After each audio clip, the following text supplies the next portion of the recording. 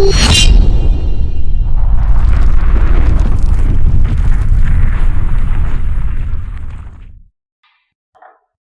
Morning हर्ष, good morning बच्चों। Exam में ना अगर हम कैप्टन की बात करें, देखो पढ़ना तो सब कुछ है और एक दो घंटे में पूरा रिवीजन तो हो नहीं पाता है, लेकिन जो एग्जाम्शंस हैं, जो कैप्टन की एग्जाम्शंस होती हैं, ये हमेशा से क्रूशियल होती हैं सीए इंटरमीडिएट एग्जाम के लिए। इवन फाइनल में भी एग्जाम्शंस बेस्ड क्वेश्चंस आते हैं, एग्जाम्शंस बेस्ड क्वेश्चंस आते हैं।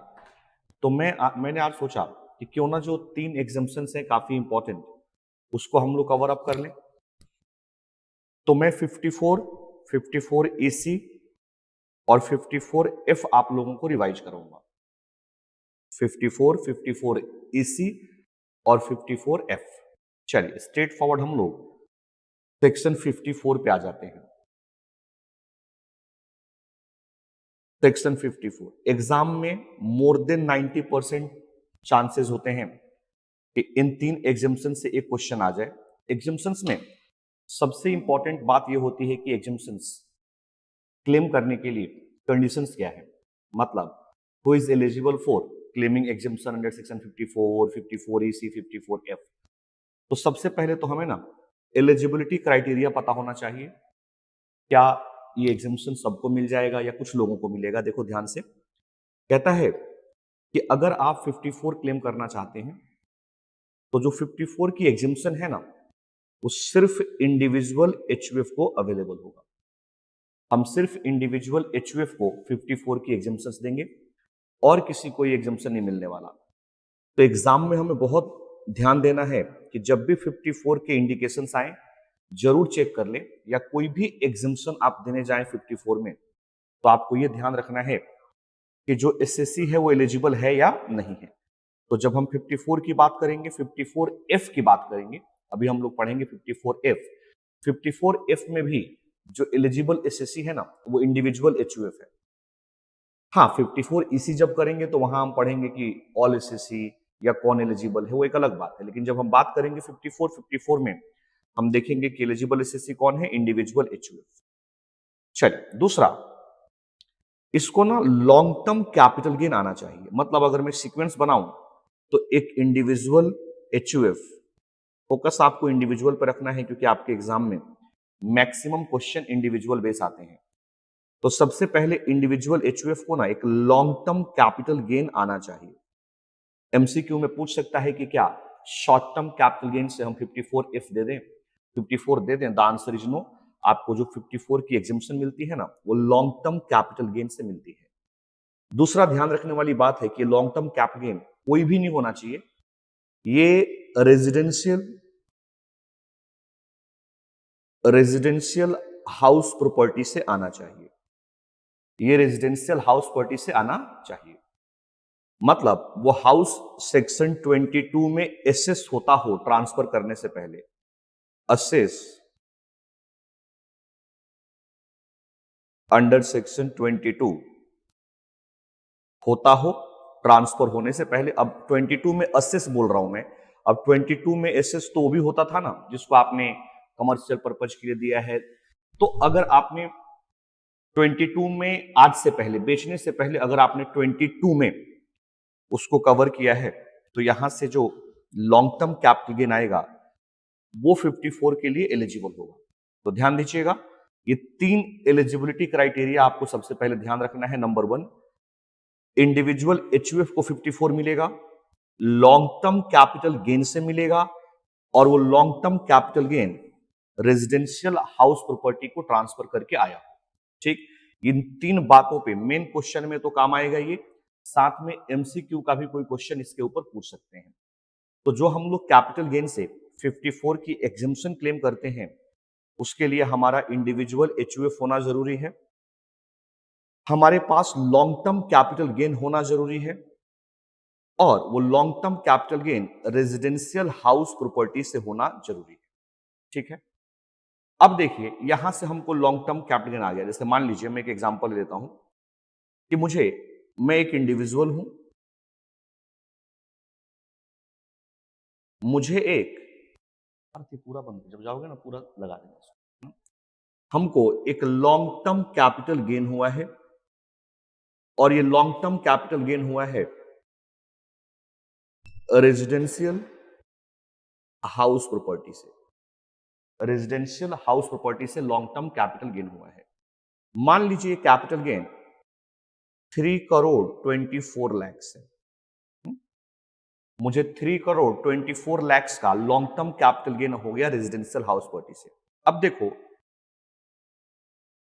New asset to be acquire. अब हमें करना क्या है, मुझे ना इस लॉन्ग टर्म कैपिटल गेन को इन्वेस्ट करना है, इसकी हमें इन्वेस्टमेंट करनी है। और मुझे इन्वेस्टमेंट कहां करना है, तो कहता है या तो आप एक नया रेजिडेंशियल हाउस कंस्ट्रक्ट कर लो, construction of new residential house, या फिर आप परचेज कर लो, purchase of new residential house property. कहता है आपको एक नया रेजिडेंशियल हाउस एक्वायर करना है। अब बताइए एक्विजिशन कैसे होगा, या तो मैं कंस्ट्रक्शन करूंगा या मैं परचेज करूंगा। कहां पे करना है, कहता है इन इंडिया। इन इंडिया, देखिए ध्यान से, कहता है कि आपको ना new asset to be acquire one residential house property in India.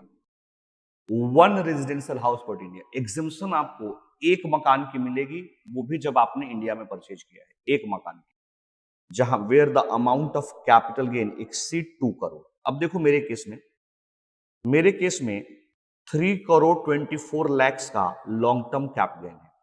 बताइए मुझे 54 की एग्जिम्पशन 2 हाउस की मिलेगी या एक की मिलेगी, और वो हाउस मुझे कहां पे एक्वायर करना होगा, इंडिया में एक्वायर करना होगा। जैसे ही अमाउंट 2 करोड़ से ज्यादा हो गई, जैसे ही अमाउंट 2 करोड़ से ज्यादा हो गई, एक्सीड 2 करोड़ हो गया, ध्यान दीजिएगा, आप one residential house property in India के ऊपर एग्जम्पशन लेंगे। देखिए क्या कहते हैं, one residential house property India where the amount of capital gain exceed 2 crore, 2 crore से ज्यादा, और अगर अप टू 2 करोड़ है, अगर आपका long term capital gain up to 2 crore है, तो हमें एग्जम्पशन मिल जाएगा two residential house property in India where the amount of cap gain does not exceed 2 crore, exemption of 2 houses shall be available to individual HUF once in lifetime. ये जो second वाला case है ना, ये जो privilege आपको दिया जा रहा है 2 हाउसेस का, ये once in a life time है। मतलब आप जिंदगी में एक बार, जहां पे आपका long term capital gain up to 2 crore है, आप 2 हाउसेज इंडिया में परचेज करके 54 में एग्जाम्पशन ले सकते हो। लेकिन नेक्स्ट ईयर में अगर आपका लॉन्ग टर्म कैपिटल गेन चाहे 2 करोड़ या उसके रेंज में ही क्यों ना हो, एग्जाम्पशन तो आपको एक हाउस की मिलेगी। मतलब ये 2 हाउसेज परचेज या कंस्ट्रक्ट करके एग्जाम्पशन का जो प्रिविलेज है ना, वो आपको सिर्फ once in lifetime. Very very important for MCQ, ध्यान दीजिएगा। तो देखो, मैं एक इंडिविजुअल हूं, एचयूएफ हूं, मेरे पास एक रेजिडेंशियल हाउस प्रॉपर्टी था, मैंने उसको ट्रांसफर कर दिया, वहां से मुझे लॉन्ग टर्म कैप देना है। बताइए कितने पीरियड ऑफ होल्डिंग के बाद ट्रांसफर करूंगा तो लॉन्ग टर्म कैप देना है? बताइए, जो 19-20 लोग मेरे साथ है, अभी बताइए कि कितने टाइम के बाद अगर मैं उसको सेल करूंगा तो लॉन्ग टर्म कैप गेन आएगा। मेरे पास एक रेजिडेंशियल हाउस प्रॉपर्टी है, मैं कितने टाइम के बाद उसको ट्रांसफर करूं कि मेरे को लॉन्ग टर्म कैप गेन आएगा? कितने टाइम के बाद ट्रांसफर करूं, बताइए। अगर मेरे पास एक रेजिडेंशियल हाउस प्रॉपर्टी है और मुझे वहां से लॉन्ग टर्म कैपिटल गेन आया है, तो बताइए कितने टाइम के बाद मैंने ट्रांसफर किया होगा? मुदित कह रहा है 3 साल। गलत आंसर। बताओ, एग्जाम आप लोगों के 1 महीने से भी कम है और इतनी छोटी छोटी बातों में नहीं पता आप लोगों को, तो क्या एग्जाम पास करेंगे? बताइए।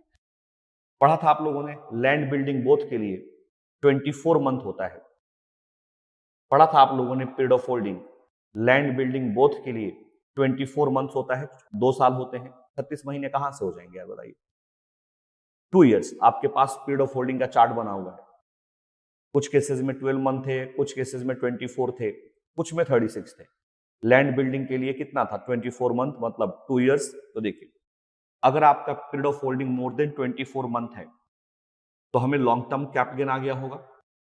तो जो हमें लॉन्ग टर्म कैपिटल गेन आया है ना, हमें उसको इन्वेस्ट करना है एक नए रेजिडेंशियल हाउस प्रॉपर्टी में जो इंडिया में है। अगर मेरे पास long term capital gain above 2 crore है, लेकिन अगर मेरा long term capital gain up to 2 crore है, तो once in a life time मैं इवन 2 हाउसेस परचेज करके या कंस्ट्रक्ट करके भी एग्जाम्पशन ले सकता हूं। लेकिन ये 2 हाउसेस का जो एग्जाम्पशन है आपको सिर्फ once in a life time है। तो देखिए, मेरे पास 3 करोड़ 24 लैक्स हैं। बताइए मुझे, मैं 54 में कितने हाउस के लिए एलिजिबल हूं? 54 में मैं कितने हाउस के लिए एलिजिबल हूं? 1 हाउस इन इंडिया। चाहे मैं इसको परचेज करूं, चाहे कंस्ट्रक्ट करूं, चाहे मैं परचेज करूं, चाहे कंस्ट्रक्ट करूं, मुझे इन्वेस्टमेंट करना है न्यू रेजिडेंशियल हाउस प्रॉपर्टी में, न्यू रेजिडेंशियल हाउस प्रॉपर्टी में, न्यू रेजिडेंशियल हाउस प्रॉपर्टी के अंदर।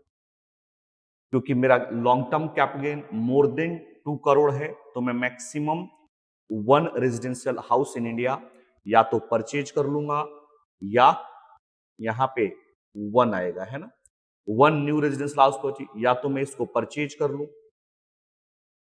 कर लूं या कंस्ट्रक्शन कर लूं। अब देखो, परचेज और कंस्ट्रक्शन का कुछ टाइम लिमिट होगा। यस, टाइम लिमिट होगा। लेकिन उससे पहले मुझे ये बताइए, अगर मेरा कैपिटल गेन यहां 1 करोड़ 24 लैक्स होता तो क्या सिचुएशन चेंज हो जाती? अगर मेरा कैपिटल गेन 1 करोड़ 24 लैक्स होता तो क्या होता? मैं यहां पे इवन 2 हाउसेस परचेज या कंस्ट्रक्ट करके इंडिया में एग्जम्पशन क्लेम कर सकता था। अगर मेरा long term capital gain up to 2 crore है, तो मुझे 2 हाउसेस की एग्जम्पशन मिल जाएगी एवरी ईयर नहीं, once in a life time. लेकिन अगर मेरा कैपिटल गेन 2 करोड़ से ऊपर है, तो मैं सिर्फ 1 रेजिडेंशियल हाउस इन इंडिया या तो परचेज करके या कंस्ट्रक्ट करके एग्जम्पशन ले सकता हूं। क्या टाइम लिमिट है परचेज का? देखो, टाइम लिमिट फॉर इन्वेस्टमेंट देखिए, परचेज के लिए विद इन 1 ईयर बिफोर और 2 year after the date of transfer. देखिए, मान लो जो मुझे लॉन्ग टर्म कैपिटल गेन आया है ना, इस कैपिटल एसेट को मैंने ट्रांसफर किया है, ट्रांसफर डेट है, ट्रांसफर डेट 1/10/2022। तो जो मुझे नया हाउस परचेज करना है या नया हाउस बनाना है, इस परचेज डेट को बेस बनाइए, अगर ट्रांसफर डेट को बेस बनाइए, अगर परचेज है तो 1 year before of this date और within 2 year, within 1 year before और within 2 years from the date of transfer. Within 1 year before और within 2 year from the date of transfer मुझे purchase कर लेना है। और अगर construction की बात करें, तो कंस्ट्रक्शन के लिए आपको पता है विद इन 3 ईयर्स, ये सब एमसीक्यू के लिए रेलिवेंट है, within 3 years from the date of transfer. अगर कंस्ट्रक्शन की बात करें तो within 3 year from the date of transfer. तो परचेज के लिए 1 ईयर, कंस्ट्रक्शन के लिए विद इन 3 ईयर। परचेज में एक चीज और ध्यान रखना है, इवन डेट ऑफ ट्रांसफर के पहले भी आपने परचेज कर लिया विद इन 1 ईयर, तो भी आप एग्जाम्पशन के लिए एलिजिबल है ना। तो ये टाइम लिमिट भी एमसीक्यू के लिए इंपॉर्टेंट है। बड़े क्वेश्चंस तो आते भी हैं, अगर नहीं पूछ रहा है बड़ा क्वेश्चन 54 पे, तो एग्जाम्पशन पूछ देगा आपसे, है ना। तो देखिए, परचेज के लिए विद इन 1 ईयर बिफोर और within 2 years after the date of transfer, और कंस्ट्रक्शन के लिए within 3 year after the date of transfer.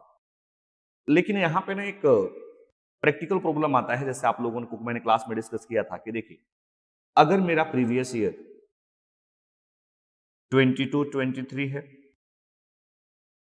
Assessment year 23-24 है, और इसमें मुझे लॉन्ग टर्म कैपिटल गेन आया है सपोज 2 करोड़ 24 लैक्स का, तो मुझे इसके ऊपर टैक्स देना होगा। liable to pay tax on or before the due date of filing ROI। मुझे रिटर्न फाइल करने से पहले इस पे टैक्स देना होगा, क्योंकि इस साल की रिटर्न जाने से पहले हमें टैक्स पे करना होता है। तो अब देखो, या तो मुझे टैक्स पे करना होगा 31/7/2023, अगर मेरा ऑडिट होता है तो 31/10/2023, और अगर मेरे ऊपर international tax transfer pricing applicable है तो 30 नवंबर 2023, यही मेरा ड्यू डेट होगा। अब मुझे एक बात बताइए, मुझे मकान बनाने का टाइम 2 इयर्स परचेज करने के लिए दे दिया from the date of transfer, और कंस्ट्रक्शन के लिए 3 साल दे दिया। बताइए, वो जो 2 साल और 3 साल है, इस डेट को एक्सीड करेगा कि नहीं, इस डेट को क्रॉस करेगा कि नहीं? क्योंकि मान लो आपने first day of the previous year मकान सेल कर दिया, फर्स्ट डे, मान लो 1 अप्रैल 2022 को भी कर दिया। अब 1 अप्रैल 2022 से आप 2 साल काउंट करो, इस डेट को क्रॉस कर जाएगा। 3 साल काउंट करो कंस्ट्रक्शन के लिए, इस डेट को क्रॉस कर जाएगा। तो यहां पे ना थोड़ा कॉन्ट्राडिक्शन था कि हमें एग्जम्पशन क्लेम करना है रिटर्न के अंदर, और आप मकान बनाने और खरीदने का टाइम दे रहे हो इसके बियॉन्ड। तो इस डेट तक मैं कैसे डिसाइड कर लूं कि मैं कितना पैसा उस मकान में लगाऊंगा, क्योंकि मकान बनाने का टाइम तो इस ड्यू डेट के बियॉन्ड है। तो वहां पे लॉ मेकर ने कहा कि सुनिए, आप मकान बनाइए, खरीदिए, जो आपको टाइम सेक्शन में दिया गया है, लेकिन इस डेट तक आपको ना, जितना पैसा इस डेट तक आप कंस्ट्रक्शन, या फिर एक काम करिए, एक capital gain account scheme purchase open कर लीजिए। कैपिटल गेन अकाउंट स्कीम किसी भी नेशनलाइज्ड बैंक में जाइए, उनको पूछिए कि क्या आपके यहाँ capital gain account scheme open करने का ऑप्शन है। जनरली जो नेशनलाइज्ड बैंक होते हैं वहां पे होता है। प्रिफरेबली आप एसबीआई में चले जाइए और वहां पे capital gain account scheme open करा लीजिए। जो भी आपका रिटर्न फाइल करने का ड्यू डेट होगा, जितना पैसा आप अपने लॉन्ग टर्म कैपिटल गेन में से इस अकाउंट में डिपॉजिट कर दोगे, जितना पैसा डिपॉजिट कर दोगे या रिटर्न फाइल करने के ड्यू डेट तक जितना पैसा ऑलरेडी कंस्ट्रक्शन पे आप खर्च कर चुके होंगे, हम आपको एग्जम्पशन दे देंगे। सपोज आपने 40 लाख रुपीस कंस्ट्रक्शन में ऑलरेडी खर्च कर दिया है और 50 लाख आपने डिपॉजिट कर दिया कैपिटल अकाउंट स्कीम में। अब रिटर्न फाइल करने के बाद आप क्या पैसा फर्दर खर्च करोगे या कैपिटल अकाउंट स्कीम में डालोगे, उस पर एग्जम्पशन ही मिलेगी। आपको एग्जम्पशन मिलेगी रिटर्न फाइल करने के ड्यू डेट तक, चाहे आपका कंस्ट्रक्शन और परचेज का टाइम बाद में ही क्यों ना हो, लेकिन रिटर्न फाइल करने तक आपको ना अपनी इंटेंशन डिक्लेयर कर देनी है by way of depositing amount in a capital account scheme. आप इस स्कीम में पैसे डिपॉजिट कर दें, जितना पैसा रिटर्न फाइल होने तक आपने कंस्ट्रक्शन पे खर्च कर दिया है वो जोड़ ले, हम उतने का एग्जम्पशन आपको दे देंगे। अब जैसे इस केस में देखो, 2,24,00,000 का लॉन्ग टर्म कैपिटल गेन आया था। अब मुझे ना यहां से एग्जम्पशन क्लेम करनी है, एग्जम्पशन अंडर सेक्शन 54। तो चाहे 2 साल और 3 साल का टाइम हमें क्यों ना दिया हो, लेकिन एग्जम्पशन में अमाउंट वो आएगा जो रिटर्न फाइल होने तक आपने पैसे खर्च कर दिए होंगे मकान के एक्विजिशन के लिए, या फिर कैपिटल गेन अकाउंट स्कीम में जितना पैसा आपने डिपॉजिट कर दिया होगा। सपोज हमारे केस में कितना था, 90 लाख। अभी जो एग्जांपल हमने लिया था जिसमें 40 लाख तो कंस्ट्रक्शन के लिए खर्च कर दिया था आपने रिटर्न फाइल होने के डेट तक, और 50 lakh capital gain account scheme में डिपॉजिट कर दिया, तो हम आपको 90 लाख का एग्जम्पशन दे देंगे। जो आपका taxable long term capital gain आएगा, 40 लाख, सॉरी 1,36,00,000 आई बिलीव 1,36,00,000 बताइए,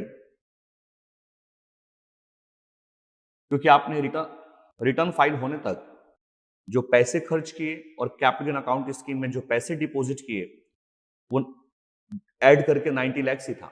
तो आप 90 लाख हटा लीजिए, जो बैलेंस आ जाएगा वो आपका टैक्सेबल लॉन्ग टर्म कैपिटल होगा। लेकिन देखो इस 90 लाख में से ना 50 लाख कौन सा वाला है? 50 लाख तो वो है जो आपने कैपिटल गेन अकाउंट स्कीम में जमा किया है। ये तो वो है जो कैपिटल गेन अकाउंट स्कीम में आपने डिपॉजिट किया। सॉरी, ये वो अमाउंट है जो हमने कैपिटल गेन अकाउंट स्कीम में जमा किया है ना। अब जमा कर देने से एग्जम्पशन थोड़ी मिल जाएगी, वो तो जमा करने का मतलब यहां क्या था कि आपने कमिटमेंट किया था कि with in the stipulated time either 2 years और 3 इयर्स हम इस अमाउंट को यूज करेंगे कंस्ट्रक्शन के लिए, यही कहानी थी। तो हम क्या करेंगे, हम अपना स्टिपुलेटेड टाइम निकालेंगे। क्या होगा बताइए जरा, स्टिपुलेटेड टाइम क्या होगा? सो रहे हो तुम सब लोग?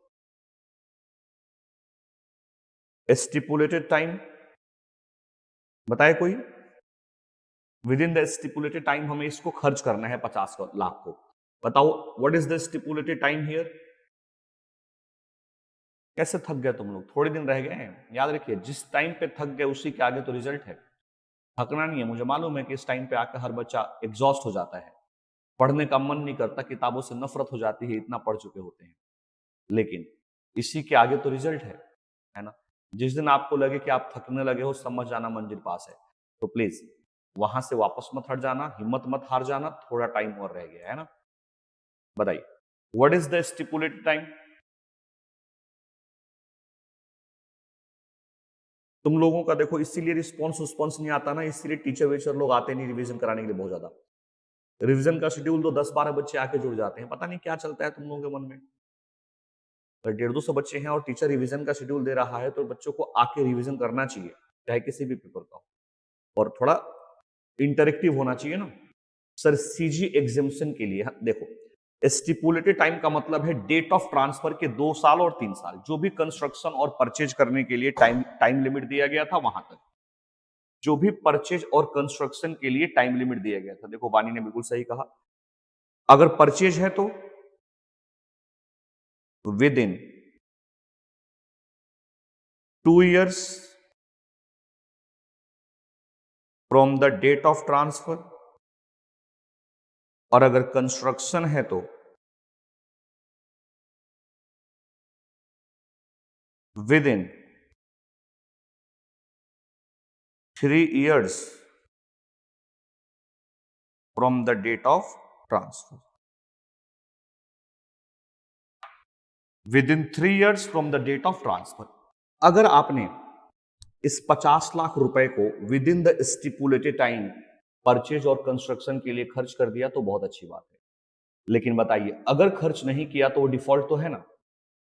अगर आपने उस पैसे को खर्च नहीं किया तो डिफॉल्ट है। तो सपोज आपने 50 लाख में से 30 लाख आपने स्टिपुलेटेड टाइम के अंदर अंदर एक्सपेंड कर दिया। एक्सपेंड कर दिया आपने किस लिए? उस पर्पज के लिए जिसके लिए आपने पैसा वहां डाला था, मतलब एक नया मकान खरीदने के लिए, एक नया मकान बनाने के लिए आपने 30 लाख एक्सपेंड कर दिया। बताइए तो क्या किया जाए ऐसे केस में? मतलब आपने सेक्शन के साथ डिफॉल्ट किया, आपने 50 लाख रुपए अकाउंट में डिपॉजिट किया, क्या प्रॉमिस किया था कि with in the stipulated time आप 50 लाख रुपीज एक्सपेंडिचर कर दोगे मकान परचेज करने में या बनवाने में। लेकिन आपने कितना किया? 30 लाख। तो जो 20 लाख है ना, जो 20 लाख का डिफॉल्टेड अमाउंट है, ये आपके हाथ में टैक्सेबल हो जाएगा as long term capital gain in the previous year in which stipulated time expire। जिस ईयर में ये स्टिपुलेटेड टाइम एक्सपायर करेगा उस ईयर में long term capital gain taxable हो जाएगा। यही पढ़ा था हम लोगों ने कि जो भी स्टिपुलेटेड टाइम है वहां तक हमें मकान बना लेना है, खरीद लेना है, जितना अमाउंट आपने यूज नहीं किया। अच्छा याद रखिएगा, एक्सपेंडिचर उसी पर्पज के लिए होना चाहिए, आपने किसी और पर्पज के लिए कर दिया वो भी मिस यूटिलाइज है। अगर हमने जिस पर्पज के लिए पैसा डिपॉजिट किया है उसके अलावा किसी और पर्पज के लिए कर दिया तो भी मिस यूटिलाइज है। मैंने क्लास में बताया था आप लोगों को। तो देखिए क्या कहता है, इस वाले पॉइंट को कवर कर रहे थे हम लोग। एग्जम्पशन अवेलेबल, देखो exemption available only if amount deposited in deposit account before the due date of filing। हाँ, रिटर्न फाइल करने के दिन पे भी कर दोगे तो कोई दिक्कत नहीं। बिफोर फाइलिंग का मतलब है रिटर्न फाइल होने से पहले डिपॉजिट हो जाना चाहिए। देखिए, if the amount not utilise till the date of filing return, हो सकता है कि आप रिटर्न फाइल होने तक मकान ना बनवा पाए, ना खरीद पाए। क्यों बनवाएंगे भाई, 3 साल का टाइम है, परचेज करने के 2 साल का टाइम है। लेकिन मान लीजिए आपको इमीडिएटली मकान बनाना है और रिटर्न फाइल होने के डेट से पहले आपने मकान बना लिया, परचेज कर लिया, फिर तो कोई दिक्कत ही नहीं। फिर तो कैपिटल गेन अकाउंट स्कीम में पैसा डालने की जरूरत नहीं, जितना मकान में पैसा आपने खर्च किया उतने का एग्जम्पशन आप ले लीजिए। लेकिन अगर रिटर्न फाइल होने तक आपने मकान नहीं बनवाया, नहीं खरीदा, तो then the amount shall be kept in capital gain account scheme of a nationalized bank within the due date of filing return of income under section 139(1)। 139(1) में जो रिटर्न फाइल करने का ड्यू डेट था, जो अभी मैंने लिखा था 31 जुलाई, 30 अक्टूबर, 30 नवंबर, जो भी आपका केस है, रिटर्न फाइल होने से पहले आप एक capital gain account scheme open करें और उसके अंदर पैसा डिपॉजिट कर दें। जितना पैसा आप उसमें डिपॉजिट कर दोगे उसके बेसिस पे हम आपको क्या दे देंगे, उसके बेसिस पे हम आपको एग्जेम्पशन दे देंगे। आता है समझ में। The amount should be utilise within the prescribe period, लेकिन पैसा डाल के भूल मत जाना, जितने टाइम में वो मकान बनाना था, खरीदना था, आपको उस पैसे का इस्तेमाल within the stipulated time करना है। अगर नहीं किया, amount not utilise within the prescribe period shall be treated as long term capital gain of previous year in which prescribed period expire। जिस ईयर में वो एक्सपायर हो जाएगा, जिस ईयर में वो टाइम एक्सपायर हो जाएगा, हम उस टाइम पे आके चेक करेंगे कि आपने जितना पैसा कैपिटल स्कीम में डाला था उसमें से कितना पैसा आपने खर्च कर दिया उस पर्टिकुलर पर्पज के लिए, जितना पैसा आपने उस पर्टिकुलर पर्पज के लिए खर्च नहीं किया होगा या कहीं पे मिसयूज किया होगा, उतने अमाउंट को हम लॉन्ग टर्म कैपिटल गेन मान लेंगे उस ईयर में, जिस ईयर में आपका ये स्टिपुलेटेड टाइम एक्सपायर होता है। आता है समझ में। अब देखो क्या कहता है, जो नया मकान आपने खरीदा है ना, या जो नया मकान आपने बनवाया है, जो आपने खरीदा है या बनाया है, जो नया मकान आपने खरीदा है या बनाया है, जिस दिन वो मकान कंप्लीट हुआ वहां से 3 साल का लॉक इन पीरियड है। 3 साल तक आप उस मकान को नहीं बेचेंगे। जिस मकान को बनवा के या खरीद के आपने 54 क्लेम किया है उसका लॉक इन पीरियड है 3 years. 3 years from the date of acquisition और कंस्ट्रक्शन, जिस दिन कंस्ट्रक्शन कंप्लीट हुआ, जिस दिन आपने उसको परचेज कर लिया, 3 साल तक आप उसको नहीं बेच सकते हो। लॉक इन पीरियड 3 साल। अगर 3 साल के अंदर आपने बेच दिया तो जितनी एग्जिम्पशंस आपको दी गई थी उस मकान के ऊपर, वो सब विड्रॉ कर ली जाएगी। अगर आपने with in the lock in period उस मकान को सेल कर दिया तो जितना एग्जिम्पशन आपको दिया गया था 54 में, वो छीन लिया जाएगा। कैसे छीना जाएगा, तो जैसे ही उस मकान को आप विद इन 3 ईयर सेल करोगे, बताइए कैपिटल गेन तो फिर भी निकलेगा ना। आप उसको 3 साल के अंदर बेचोगे तो फिर दोबारा से कैपिटल गेन निकलेगा। तो जब कैपिटल गेन निकालोगे ना, तो उसमें जो कॉस्ट ऑफ एक्विजिशन लिया जाएगा, उसमें जो कॉस्ट ऑफ एक्विजिशन लिया जाएगा उसको रिड्यूस कर दिया जाएगा जितना आपने एग्जेम्पशन अर्लियर 54 में इस मकान के ऊपर क्लेम किया था। Sale consideration of new asset less cost of acquisition of new asset reduce by capital gain exemption earlier.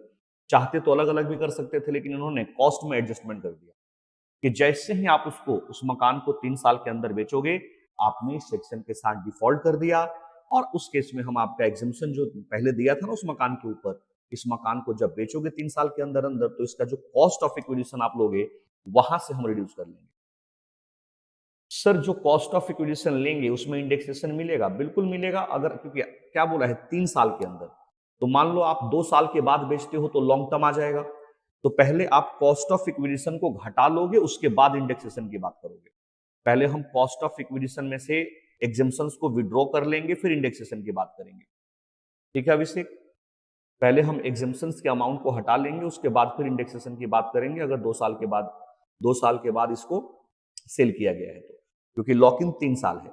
तो आपने अगर 2.5 साल के बाद बेच दिया तो रिजल्ट क्या आ जाएगा, लॉन्ग टर्म। तो सबसे पहले हम एग्जेम्पशंस के अमाउंट को हटा देंगे, उसके बाद भी अगर कोई कॉस्ट बच रही है तो फिर उसके ऊपर इंडेक्स की बात होगी। क्लियर है? चलिए, तो देखो ये आपके 54 के लीगल प्रोविजन थे। बहुत जरूरी है ध्यान रखना कि एलिजिबल एसएससी कौन है।